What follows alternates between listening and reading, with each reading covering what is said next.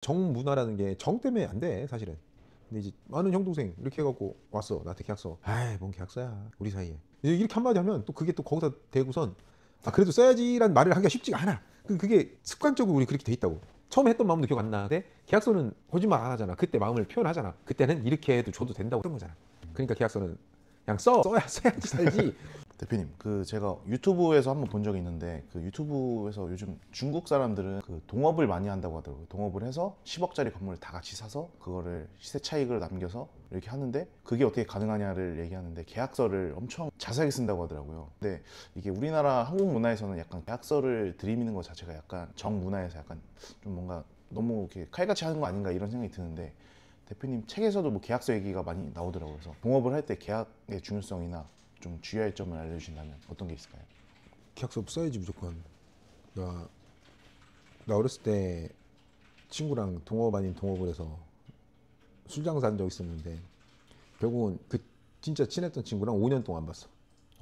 그러니까 잘 되든 잘못되든 이건 문제가 생긴다. 근데 이제 거기서 계약서 관계가 성립이 됐었으면은 나중에 이렇게 해서 나눴으니까 서로 불만이 적어질 거란 말이지. 근데 좋은 게 좋은 거다. 우리나라 사람은 그러냐. 좋은 게 좋은 거다.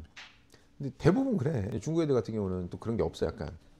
그러니까 지금 지들끼리 이게 좀 잘라갖고 딱딱딱딱 그렇게 해버리니까 가능한데 그 좀 있어. 중국 애들은 그러니까 선이란 걸 좀 뭐 지들끼리 뭐 그게 있더라고. 근데 나도 뭐 중국 사람이 잘 몰라. 근데 걔네를 좋아하지도 않고. 정문화라는 게 정 때문에 안 돼 사실은. 근데 이제 많은 형 동생 이렇게 해갖고 왔어 나한테 계약서. 아이 뭔 계약서야 우리 사이에. 이렇게 한마디 하면 또 그게 또 거기다 대고선 아 그래도 써야지란 말을 하기가 쉽지가 않아. 그게 습관적으로 우리 그렇게 돼 있다고. 그래서 아까도 내가 통화하는 거 들었을지 모르겠는데 이제 직원이 있다 나갔어. 나갔는데 또 다른 얘기를 하는 거야. 그러니까 자기 입장에 불편함, 섭섭함. 그러니까 결국 들어보다 보면은 나가서 해보니까 자기가 먹고 살기가 버거워. 힘들어. 힘든 거야. 그러니까 여기서 이제 조율을 다시 하고 싶어. 조율을 다시 하고 싶은 거야 그냥. 나 힘드니까 조율을 다시 하고 싶은데 어떻게 해야 돼 이 얘기거든. 근데 이 계약서로 명시화가 돼 있으면 거기서 이제 서로 싸울 일이 없지. 분쟁이 안 생기겠지. 분쟁이. 어차피 총이 쪼가리 있으니까 이대로 했잖아. 그러니까 서로 할 말이 없잖아. 할 말 없게 만드는 과정이라고 보면 돼 그냥.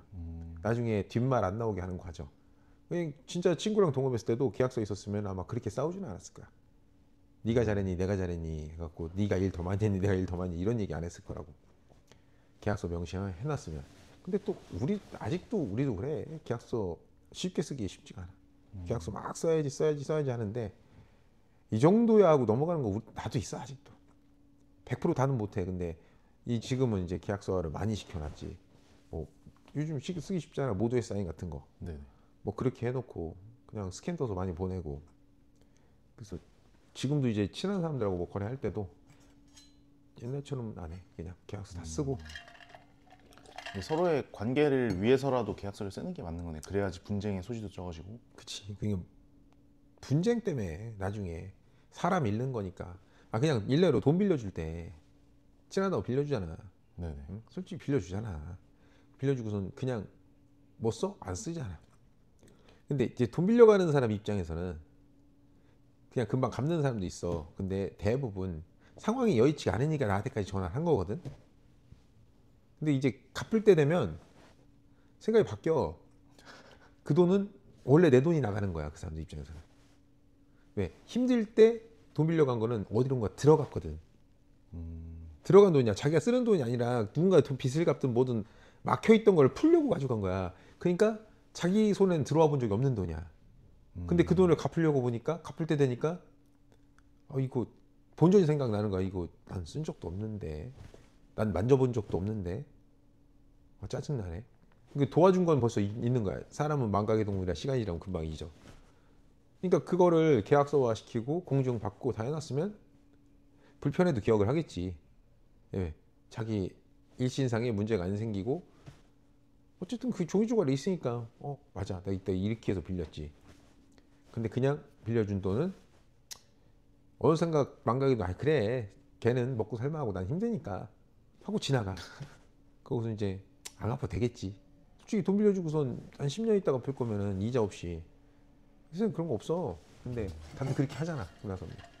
근데 약간 대표님 말씀 듣고 보니까 그 빌려준 돈은 어딘가로 이제 빠져나갔으니까 내가 쓴 것도 아니고 근데 그래. 이제 갚으려고 하니까 내 돈이 나간다고 하니까 자기 돈인 거야. 자기 나갈 때만 자기 돈인 거야. 들어올 때는 자기 돈 아니었던 거야.